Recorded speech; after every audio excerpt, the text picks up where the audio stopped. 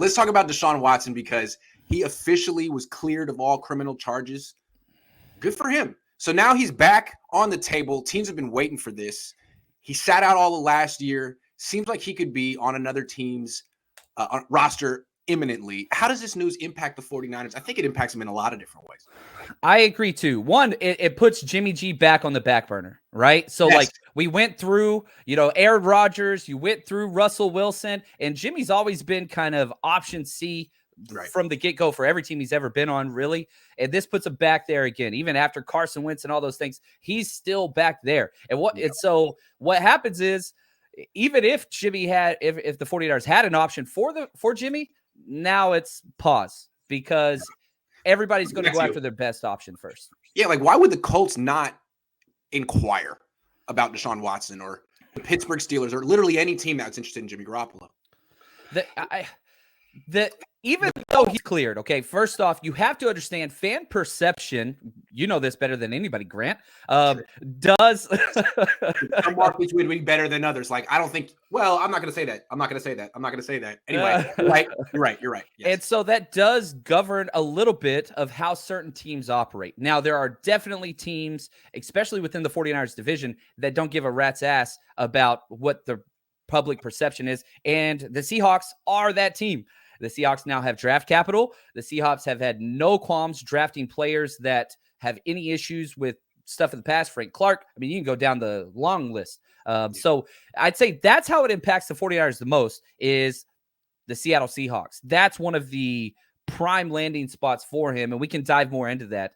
But I don't think the 49ers are a realistic option for Deshaun Watson. And I don't think that they should be. Don't go there yet. Hold on. Don't go there yet. Wait a second. No. We're not going to go there yet because we're going to talk about that at length.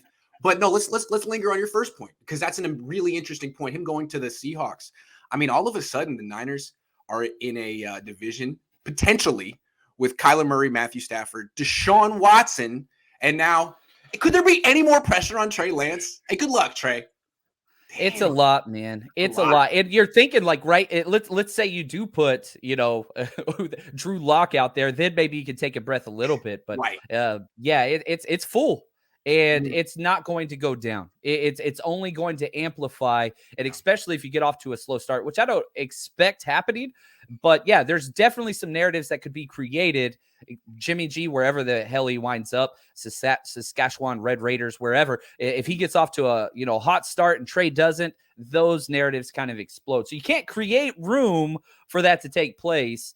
But yeah, we'll have to get into that at that time for sure.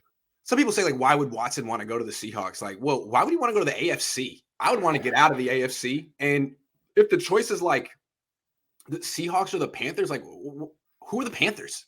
At least the Seahawks have a clear track record of success. You could say it's a lot of Russell Wilson, but Deshaun Watson's just as good as Russell Wilson. So I think I agree. I think it's viable. But here's my thinking, okay? If I'm Russell Wilson, or I'm sorry, if I'm Deshaun Watson, yes, you just saw Wilson complain for 5+ years that they're just not quarterback friendly. It's going to cost more to get him than they got for Russell Wilson. So that's true. Talent surrounding him is going to be even more devoid of. Now it's better than what the Texans have put out there with him. I wouldn't want to be in the AFC though. The AFC is freaking loaded. All the good quarterbacks are over there. Yeah. That's just me though. I don't know. That's the way I look at it. And so draft capital, I really think the Eagles. I think. People might not talk about them as much, but if you're looking at draft capital, that was a team that was actively involved, at least from rumors, in the Deshaun Watson back in last year.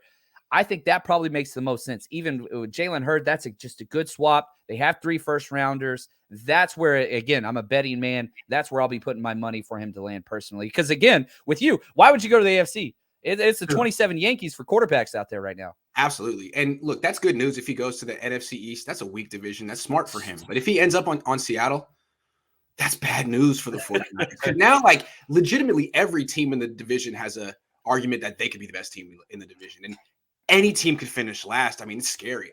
That's why the next topic is interesting when we get there.